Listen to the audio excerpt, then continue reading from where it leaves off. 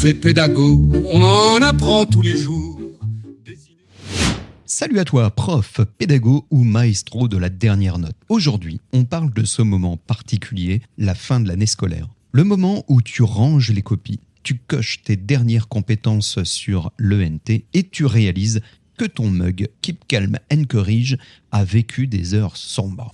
Clore l'année, ce n'est pas juste boucler un programme ou remplir des bulletins. C'est aussi clore une relation pédagogique. Et la façon dont on la termine, ça compte. Parce que, comme le rappelle la psychologie sociale, avec l'effet de récence, on se souvient surtout de la fin. Alors si ton année s'achève dans la tension, c'est un peu comme une série qui finit mal. Oui, Lost, c'est à toi que je pense.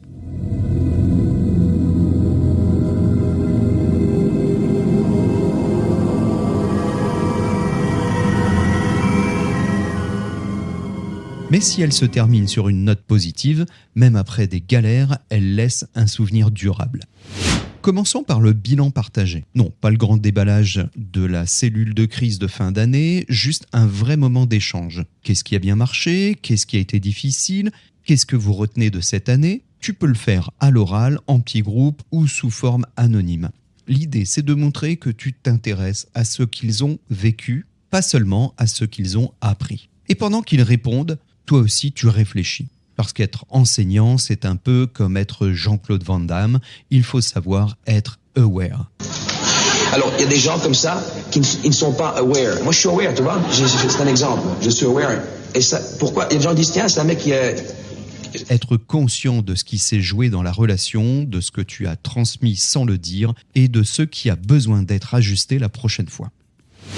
Ensuite, valorise les progrès et pas uniquement les points gagnés sur une moyenne. Parle des efforts, des prises de parole, des progrès comportementaux. Ce genre de reconnaissance, c'est du carburant pour la confiance. Un élève à qui tu dis « tu as appris à écouter » retiendra cette phrase plus longtemps que la définition du néolithique. Puis vient le moment symbolique, le geste qui marque la fin, qui dit « on a vécu quelque chose ensemble ». Une photo de classe un peu décalée, un mur de réussite, un texte collectif, une vidéo souvenir. Ces symboles construisent une mémoire commune. Et cette mémoire, c'est du lien qui survit à la sonnerie du dernier jour. Tu peux aussi ouvrir vers l'avenir. Même si les élèves ne seront plus avec toi, prends un instant pour leur dire qu'ils ont tout ce qu'il faut pour continuer, qu'ils ont progressé, qu'ils ont des ressources, qu'ils peuvent réussir ailleurs autrement. Ce n'est pas un discours, c'est une passerelle. Et si tu veux aller plus loin, ose la clôture individuelle. Un regard, un souvenir partagé. Pas besoin d'en faire des tonnes, une phrase sincère suffit. Je me souviendrai de ton humour. Tu m'as bluffé sur le dernier projet.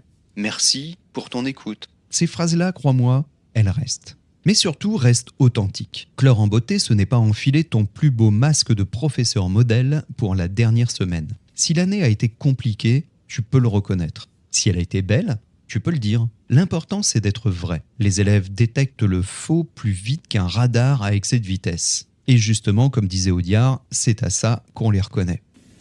Je pense que quand on mettra les cons sur orbite, t'as pas fini de tourner.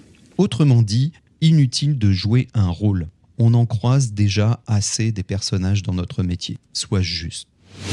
Il faut aussi accepter l'émotion. La fin de l'année, c'est un mélange de fierté, de tristesse, parfois de soulagement. Et tout ça est normal. Tu peux même le dire. Je suis content du chemin qu'on a fait. Je suis fier de vous. Je suis crevé, mais heureux de ce qu'on a construit. Ça, c'est la sincérité professionnelle. Pas besoin de violon. Enfin, laisse une trace positive. Un rituel, une image, un petit clin d'œil. Parce que dans 10 ans, ils ne se souviendront peut-être plus de ton cours sur la révolution industrielle, mais ils se rappelleront que dans ta classe, ils se sentaient considérés. Et entre nous, c'est ça le vrai ménage de fin d'année. Pas celui des placards de la salle 212. Non, le vrai ménage, c'est celui qu'on fait dans le lien.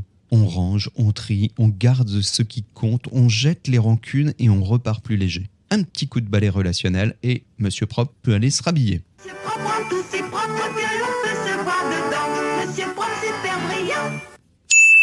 Alors retenons l'essentiel, finir l'année, ce n'est pas fermer la porte et s'enfuir en courant, c'est reconnaître le chemin parcouru, célébrer les réussites, dire merci et laisser une empreinte positive. Parce qu'une belle fin, ça prépare un meilleur recommencement. C'était l'épisode 8 de Prof et Pédago, la relation pédagogique, la vraie, pas celle des cartes postales. Dans le prochain, Ah bah non, justement, c'était le dernier de la saison. Mais tu me connais, on se retrouvera comme toujours aware pour une nouvelle série. D'ici là, prends soin de tes élèves, de tes collègues et de toi. Prof un jour, pédago toujours. Prof et pédago, on en apprend tous les jours.